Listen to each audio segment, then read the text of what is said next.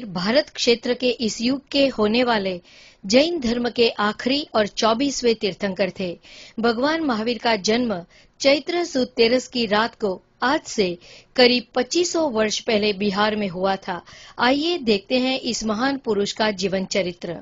भगवान महावीर के तीर्थंकर बनने का पता तो सबको उनके जन्म से पहले ही हो गया था, जब माता त्रिशला ने 14 महान शुभ सपने देखे थे। दिगंबर धर्म के अनुसार उन्होंने 16 सपने देखे थे।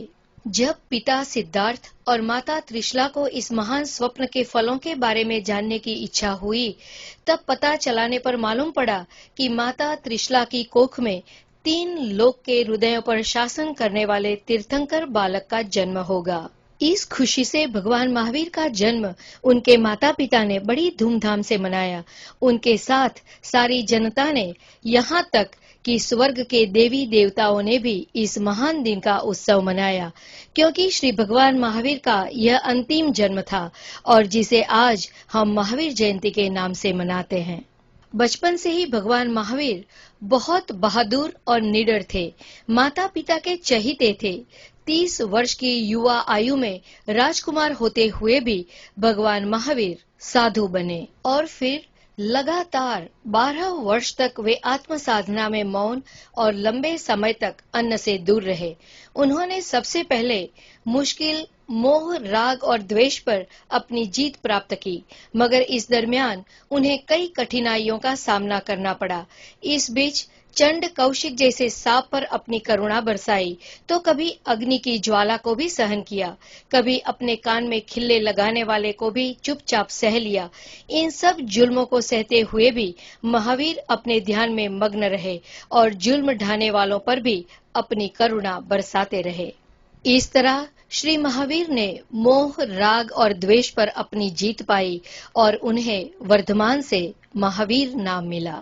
42 वर्ष की उम्र में उन्हें वैशाख सुद दशम के दिन वृजुलिका नदी के पास एक वृक्ष के नीचे केवल ज्ञान की प्राप्ति हुई।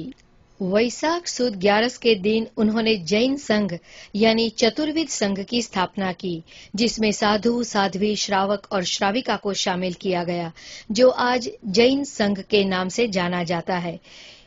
इसी दिन इंद्रभूति गौतम उनके सबसे पहले शिष्य बने। उनके साथ 11 महान पंडित और हजारों शिष्य भगवान महावीर के शिष्य बने। भगवान महावीर ने उन ज्ञानी पंडितों को त्रिपदी जिंदगी क्या है वो समझाकर उनके ज्ञान के खजाने को एक नया ही प्रकाश दिया। 42 वर्ष की उम्र में उन्हें केवल ज्ञान की प्राप्ति हुई और अगले 30 वर्ष तक लगातार पूरे भारतवर्ष में विहार करके तत्व का उपदेश करते रहे। अंत में पावापुरी में ध्यान में लीन होकर 72 वर्ष की आयु में दीपावली के दिन उन्हें मोक्ष की प्राप्ति हुई और उसी ही दिन उनके पहले और खास शिष्य इंद्रभूति गौतम को केवल ज्ञान की प्राप्ति हुई थी। भगवान महावीर का उपदेश सिर्फ जैन धर्म के लिए सीमित नहीं है, बल्कि पूरे विश्व के कल्याण के लिए था। आज भी जैन धर्म उनके दिए गए 5 उपदेश, अहिंसा यानी नॉन वायोलेंस, सत्य यानी ट्रूथ, अर्चाय यानी नॉन स्टीलिंग, ब्रह्मचर्य यानी सेलिबसी और अपारिग्रह यानी नॉन पोजेशन पर चल रहा है।